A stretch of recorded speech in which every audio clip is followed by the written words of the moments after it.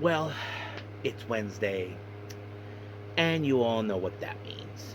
As you know already, Stardom continues with another day of New Blood with number 29, part of the Anita First Anniversary Volume 7. Now, of course, there are no championship matches involved, but we are going to have some interesting matches we definitely are going to be reviewing from A to Z on this one. Now, of course, we move on with WWE Evolve featuring many matches, but the main event, of course, features the Evolve Championship. As you know, the war rages on between, of course, the PC guys and the ID guys. As you know, Cam Hendrick representing the PC guys are going to get a chance for the Evolve Championship. But however, of course, Jackson Drake, who's now worried that this is another trick played by, of course, the PC guys, well, he has to find a way to survive this one. So we'll see how that rolls. And as for AEW Dynamite, as you know, we are on the road to Grand Slam, Australia. So we do have some interesting matches. But of course, we're on the road to find out who will be MJF's opponent. As you probably can guess, Andrade and Idolo will take on Kenny. The real question is, who will advance to face the next opponent? So we'll see what happens from there. And then, as always, we wrap up our episode, as usual, with some news updates to give you guys updates on what's been happening in the world of wrestling, such as what events the promotions are throwing out, who's booked, what matches are set, including developments that are happening in the world of wrestling as we speak. So, let's get ready for another episode of the Elite Wrestle Zone.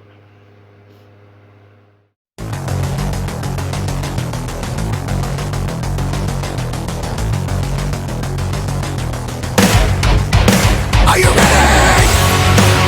Get up, get up! Get up, get up! Get up, get up!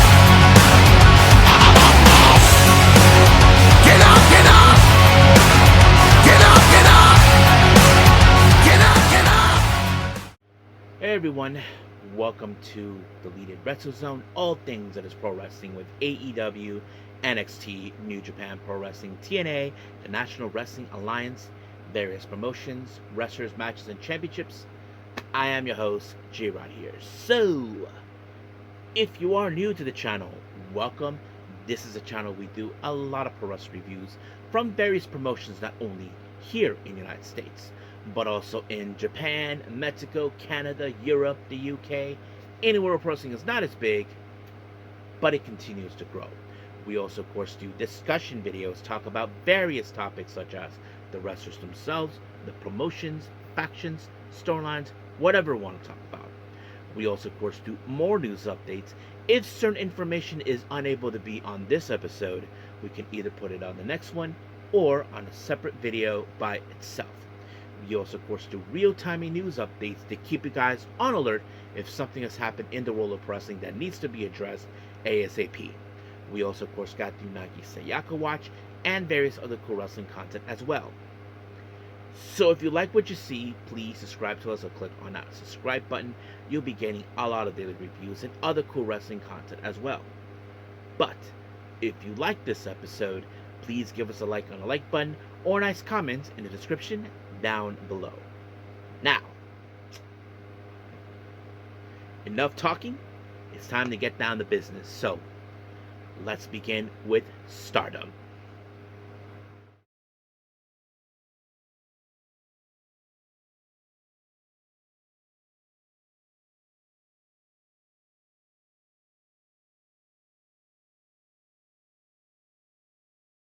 Okay, Stardom. New Blood 29, Anita First Anniversary, Volume 7. Now, this is their much recent show that happened. This is part of a 2-day event that they took place.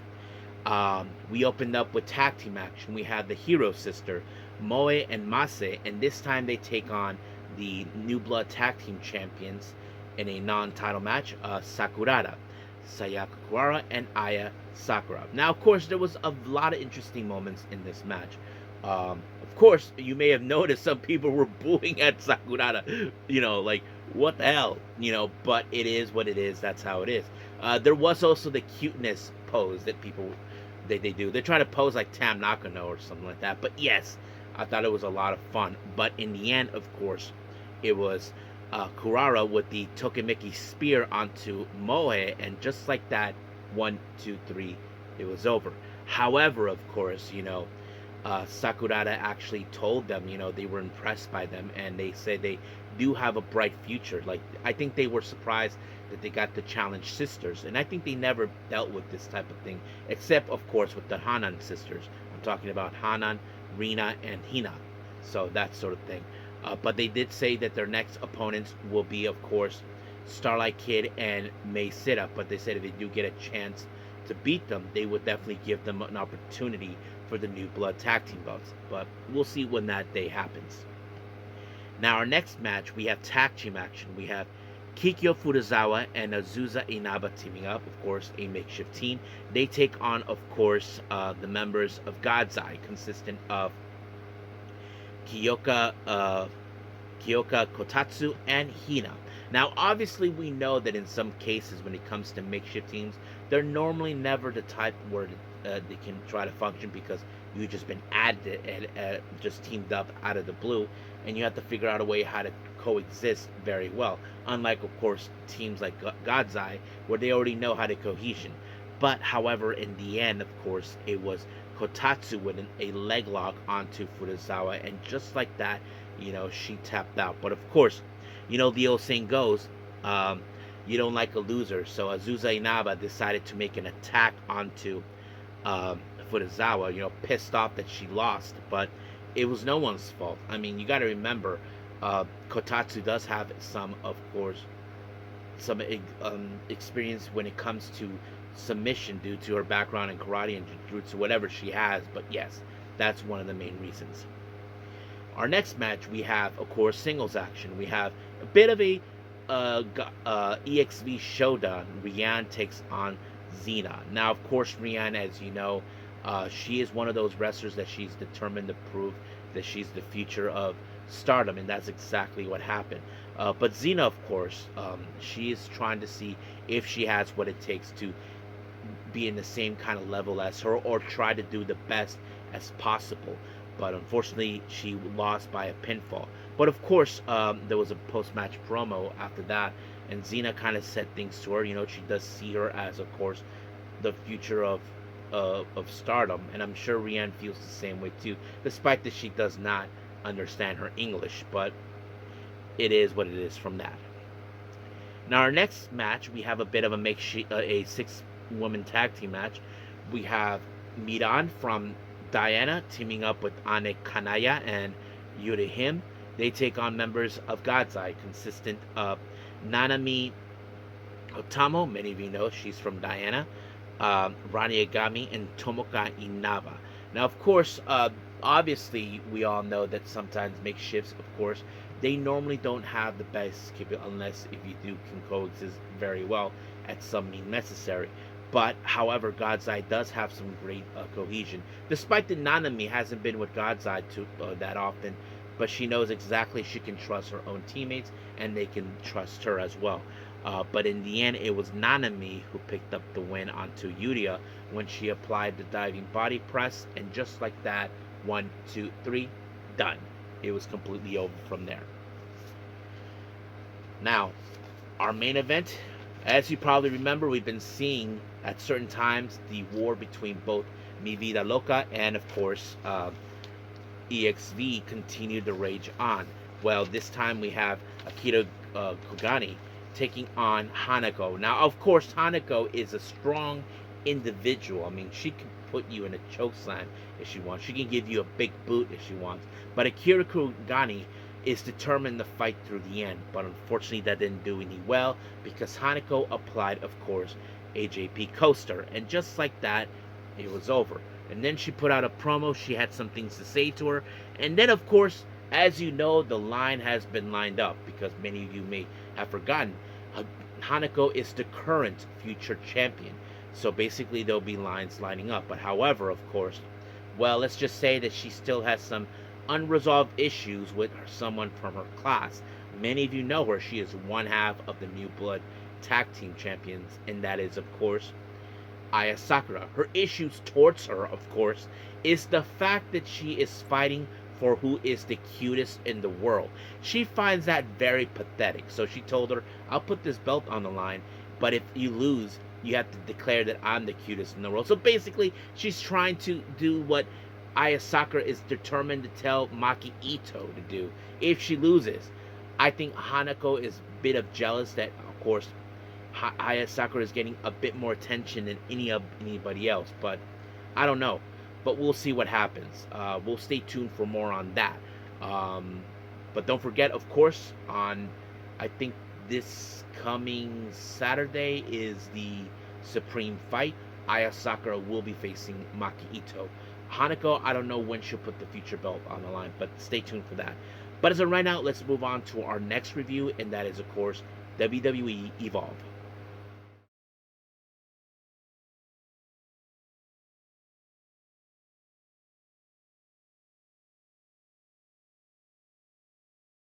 Okay, WWE Evolve.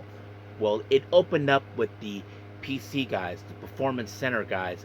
As you know, Cam Hendricks is aiming for the Evolve Championship, and this was something they've been doing because, as you know, the war between the PC guys and the ID guys have been taking a toll, and that was one of the reasons. And not to mention, we did see Sean Legacy is being forced to clean up their locker room because they believing that the ID guys, they are done. They have to go. They are the ones who've been stealing opportunities. So we're closing the chapter once and for all. And that's exactly what their main goal is. Now, our opening match, we have Tara May Steele versus Carly Bride. Now, it's been a while since we've seen both these ladies. Tara May Steele, she's a fantastic wrestler, not to mention a female Olympian. But however, Carly Bride, as you know, she is now stepping out of the shadows of Kendall Gray because she sees her now. She's succeeding. Now she wants to figure out who she is without her, and that's exactly what she's determined. And I have to say, she is doing a good job. But however, that didn't do any well for her because she ended up in a new move by Tara May Steele known as Mayday, and just like that, 1, 2, 3, Steele picked up the win.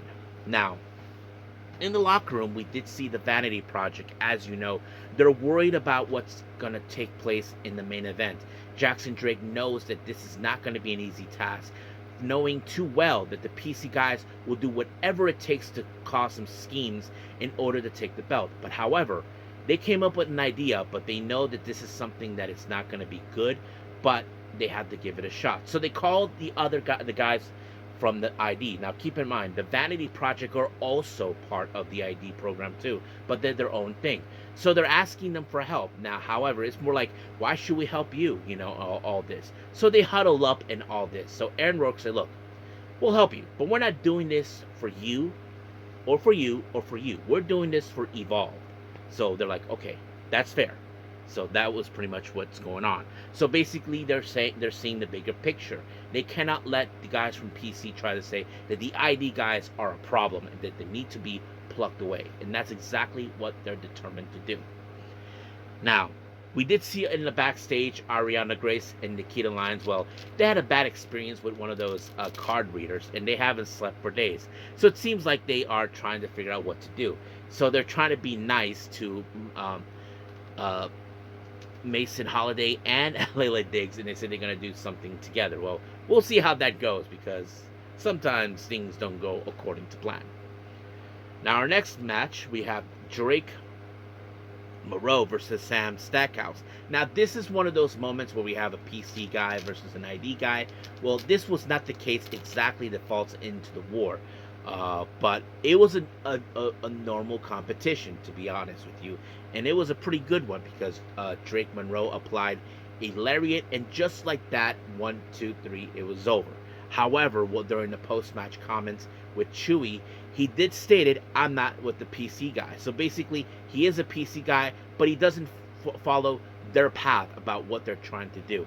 But he did stated, I am aiming for the Evolve Championship, which is good, that's what he wants. He doesn't need a PC guys to help him validate that. So that's exactly what he's aiming for. But the real question that I asked myself, how would they feel about this, knowing that this guy doesn't fall in the same line as you guys? So I would be surprised if they say, are you with us or against us? So that is something we'll see. Now, once again, the PC guys are messing around with Sean Legacy trying to clean up their locker room, but thank God for the ID guys say they're going to step up and help him out. But however, it's Gall, who is also an ID guy. Well, let's just say that what's going on with Sean Legacy, he feels that's beneath them. So basically, they're saying, look, if you don't want to be involved, that's fine, because we're the ones doing the real thing here. So they just told him, go, we don't need you. Now, our next match, well, this one is also pretty good. We have Dante Chen versus Trill London. I have to say, both guys are incredible. I have to say, I have seen Dante, what he does. He's really fun to enjoy. Trill Johnson, really impressive as well. But it was Dante who picked up the win when he applied the gentle touch. And just like that, 1, 2, 3, it was over. But they did shook hands after that in the post-match. Sign of respect.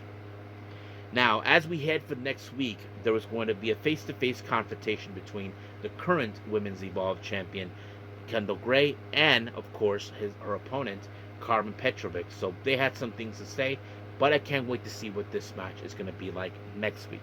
So stay tuned for that. Now, we did hear some interesting news. On February 25th, this will be the season finale of Evolve for now. But however, they will come back for the next season on, of course, March 4th for Secession 3. But they also announced that both the men's and the women's championship will be defended. So we'll see what happens until then. Now, Drew Martinez decided to do an interview with Callie Armstrong. Now, as you know, Callie Armstrong has not been in a good state since she came back.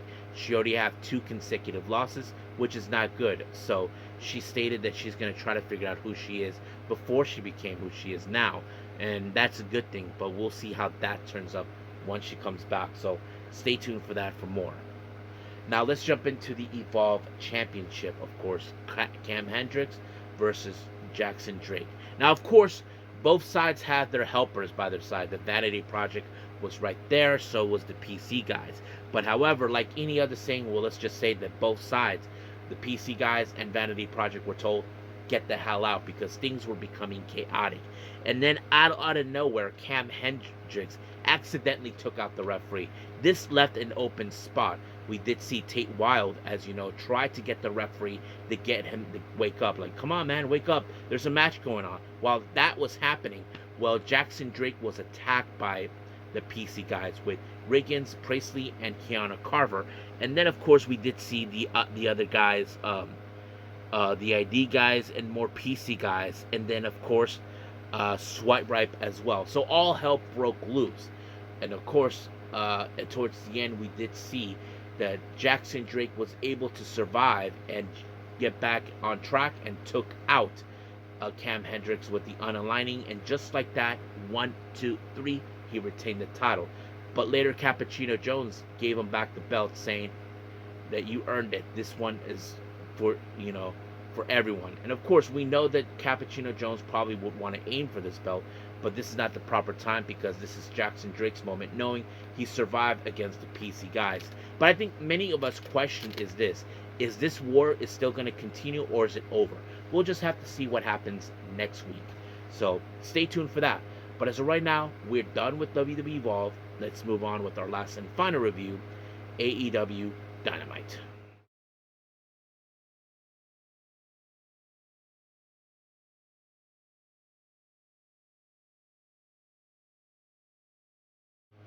Okay, AEW Dynamite. As we head to Grand Slam Australia, a lot of things are going to happen. But first, let's begin with our first match.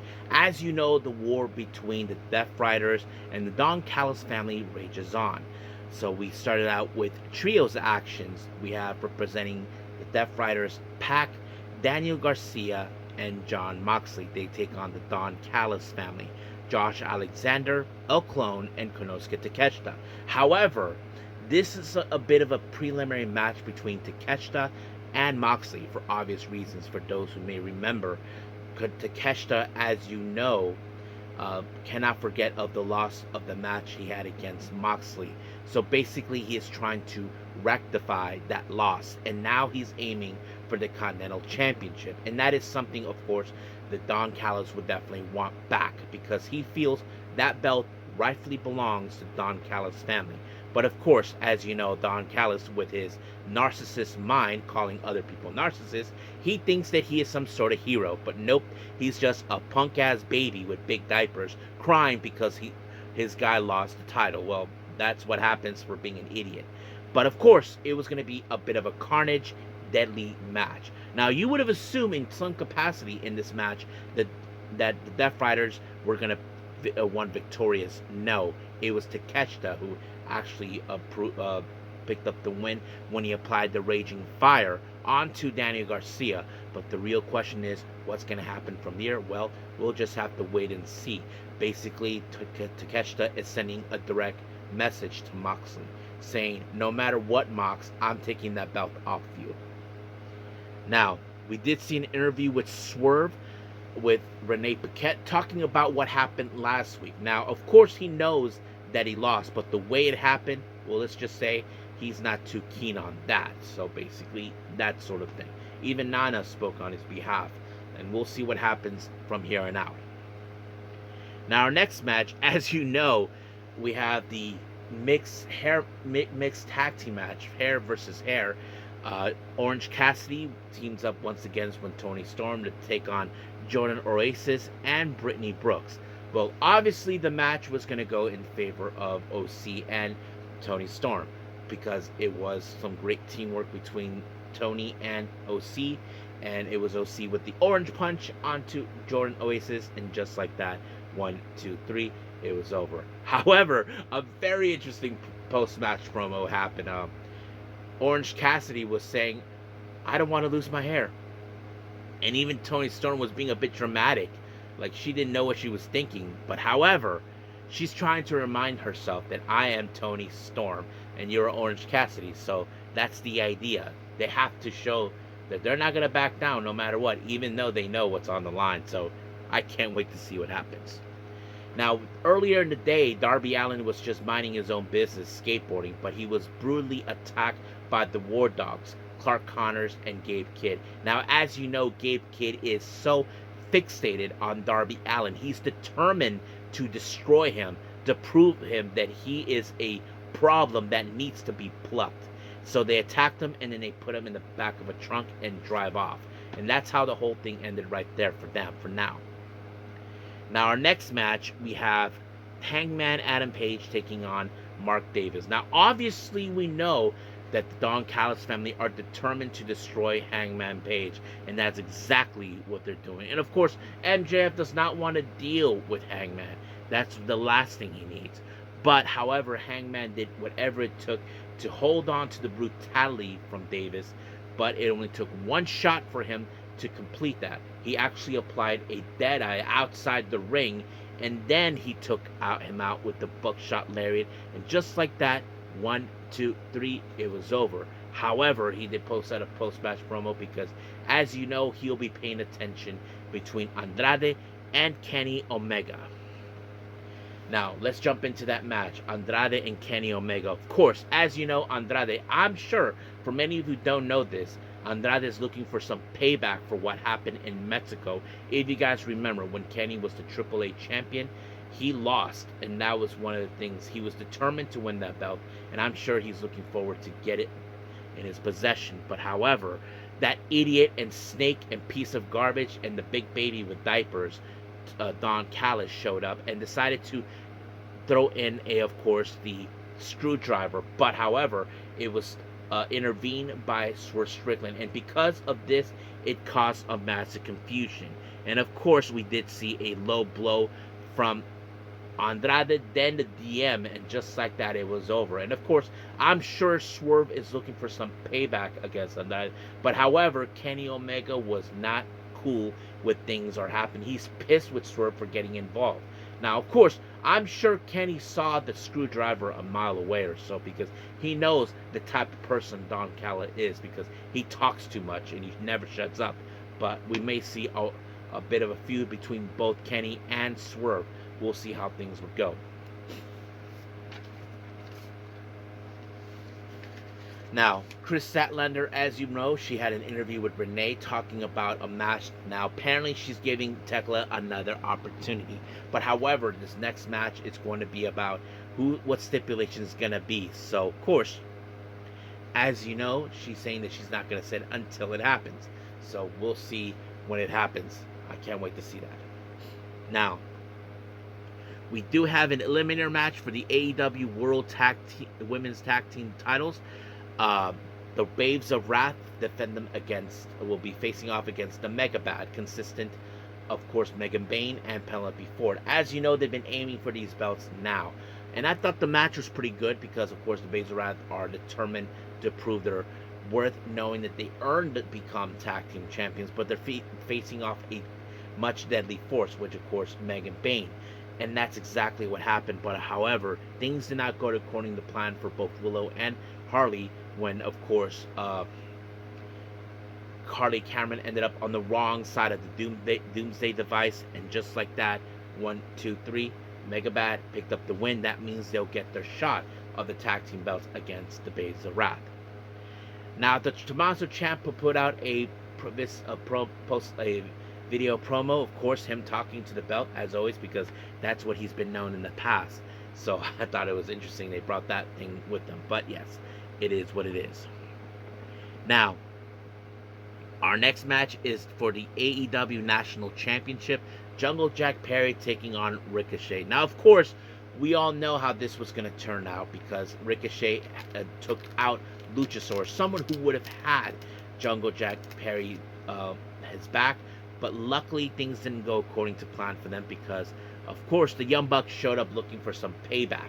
And then, of course, while the referee was distracted, Ricochet used the championship that was on the corner buckle and used it against Jack Perry. And just like that, Ricochet applied the vertigo. And then, of course, he retained the belt. Now, as you saw earlier, the War Dogs attacked Darby Allin. And, of course, Gabe Kidd said that he hasn't forgotten when Darby Allin put him in a body bag and dragged him away. And so he decided to return a favor. Instead of dragging him away, let's just say he left his body in the middle of a desert and he told him that he'll see him in hell. Well, Darby Allin, as you know, he is resilient. He doesn't stay down no matter what people do to him. He never stays down for no one. So we'll see what happens from there. Now, our main event is also another Eliminator match, Brody King versus MJF. Now, remember, Brody King wants to have a shot, so he asked for this, and that's exactly what happened. This was the last thing that MJF wanted, but however, MJF got distracted by Hangman, and he ended up being hanged by a choke by Brody King. And then, of course, he applied the Gonzo Bomb, and just like that, 1, 2, 3, it was over. Brody King gets his shot. However, of course, Andrade attacked him, tried to prove his point, saying, "This is my title, bitch. It belongs to me." And then, of course, Hangman showed up and took him out. And then MJF applied a low blow onto Hangman, and we was about to do a buckshot lariat, but it happened. And then Brody King took out, of course, MJF once again. So all hell has taken flight. So I can't wait to see how things are going to turn out once we head to Grand Slam Australia. So I think that's pretty much it for what happened. Let's move on to our last and final thing, of course, which is news updates.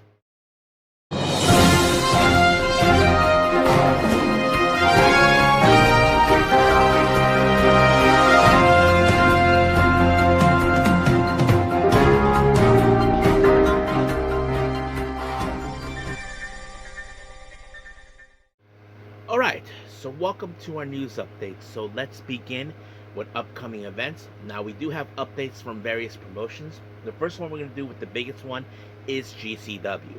Now, as you know, on the 29th of February, they'll be in Hartford, Connecticut. They will, for the Balder blocking. They announced that the GCW World title will be on the line. Atticus Cogar will be defending it against Megan Bayne. Now, some of you may question this one. Why Megan Bayne? Simple. There was a do-or-die match at the start of the year, and Megan Bayne won it. So basically, she cashed in her opportunity for this match. But the real question is, can she survive against the Silver-Tooth Satan, which is, of course, Atticus Cogar? Well, we'll just have to wait and see. Now, in March, of course, on the 7th in Columbus, Ohio, they announced tag team the Brothers on Funstruction, which is a pair of clowns. I don't know if I have any subscribers who are afraid of clowns. If you don't want to watch this match, don't watch it. They face against Bang and Matthews, which is Davey Bang and August Matthews. And then the following day, they'll have their Chicago show Ransom. It was announced that Samurai del Sol, many of you know him as Kalisto, will be in action to take on one of my favorite wrestlers to enjoy. His high-flying maneuvers are awesome. Jack Cartwheel, that's pretty good. And of course, finally, 2 more names have been added for their Las Vegas show, Bloodsport. We have Angel Verduzco and Joe Dashuo. I don't know who these guys are, but they were mentioned. They are men who are involved in catch wrestling, so that kind of sets it up. Now, we do have some, of course, GCW updates for all of you. As you know, the Jersey Cup on the second night will have the Jersey Lotto. 2 more names have been added for this one. Matt Tremont and Nick Camarado. Many may remember Nick. He was part of the, of course, the Nightmare Factory, and of course later joined QT's group, of course, you know, that sort of thing. And then a new show has been announced from them on March 22nd called Who Done It, and that's going to happen at the Richfield Park at the Mecca. So they haven't announced name yet, but I'm sure that's going to happen very soon.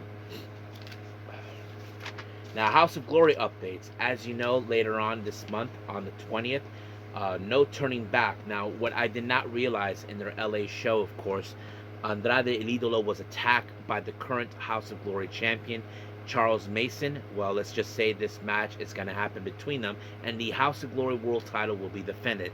Andrade will challenge for the title against the root of all evil, Charles Mason. And then, of course, another show has been added called the Super Clash that will happen on March 21st. Ironically, that's my brother's birthday. They announced the debut of Sammy Guevara, so that pretty much tells it all. Now, I did mention about it. It's a promotion called ETU Wrestling. They just announced for their by any means that it will happen on the 22nd of February. Donovan Dijak will be there, and he will face against Alec Price. Many of you know him. He appeared mostly with GCW and JCW, but he also has been one of the latest signees for AEW, so he'll be there too. Now, the name of the show for Marvelous in their Las Vegas show has been mentioned. It's called Shooting Star Fest. Now, this show will happen in Las Vegas on the 16th of April, so stay tuned for that. Now, that's pretty much it for our upcoming events. Let's move on to some developments here. Matthew Renwoldt, many of you may remember as, of course, the guy who did the whole hype version with Miro back in the day. Fightful Select reports that he has no plans to return to the ring, but however, he did state it, never say never. I mean, we may never know if he will ever get back in the ring, but anything could happen. Now, Fightful Select also reports that AEW are expanding their roster with new signees and all that, but however, they're making additions for the women's roster, and that is something good. I know that people saying they need to make a much stronger women's division, and I think that's a good thing. Hopefully they can do that, so we'll see where that goes. Drilla Moloney, many of you may have heard of this already, that he has sustained an injury during their Fukushima show, but however, he will continue to compete even though of the injury, but doctors will monitor his situation as they go. Hopefully it's not anything bad. Now, Actwres Girls has announced that one of their girls have been out for a while, Anri, and she was out due to, of course, receiving medical clearance. So basically, she's ready to come back. Her show of that will be on February 22nd in Shinkiba First Ring. Now, Jersey Cup has announced a very interesting development involved. I mean, JCW has announced for their upcoming Jersey Cup. Apparently, there were some changes due to things that did not go according to plan. Now, remember, certain wrestlers could not be around due to the visas because they're not natives in the U.S. This is what they announced. Due to a personal emergency, Tiger Mask will no longer be capable to travel for the U.S. for the GCW, JCW, Jersey J Cup. We will be doing everything in our power to reschedule his match with Tommy Billington as soon as possible on GCW, JCW event in the region. In lieu of Tiger Mask and Dynamite Kid, we have been able to secure a replacement matches. Night 1, Dynamite Kid will face Black Tiger 6, which is Tiger Mask's greatest rival, if you guys didn't know that. I might have to do a discussion video about that. Then at Night 2, Joey Janela will be teaming up with Dynamite Kid to take on Mad Dog Connolly and Gabe Kidd. But they apologize to the situation, is understanding what's going on from there. Now, Aya Sakura recently, of course, talked about the whole Kawaii of Kawaii Championships recently with this, and this is what she said.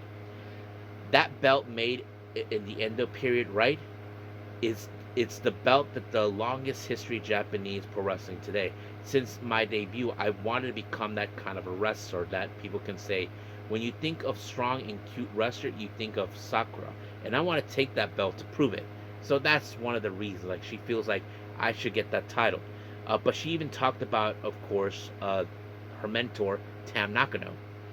My mentor used to say that she was the cutest in the universe. So when she suddenly came into using a similar phrase like cutest in the world, I really hated that. Besides, I've worked desperately, steadily within Stardom and the Cosmic Angels to get here. But when she suddenly showed up and got the crowd hyped during joining the announcement, I was like, what the hell? That was based on my own arbitrary making judgment, so that's the whole thing that happened. Even speaking of that, of course, the recent opponents that they had on New Blood, they even were so happy to hear from them. They had a great time talking about their match, so it was a great thing. So I can't wait to see what's going to happen more. So I think that's pretty much it, so let's call it a day. Alright, I hope you guys enjoy this episode. Coming up, we do have TNA and Ring of Honor, so that's pretty much what we have. I'm sorry I'm keeping this shorter. Time is running out for me. So until then, I will see you guys in the next DWZ time, same DWZ channel. I must bid all of you adieu. So, goodbye, and have a nice day.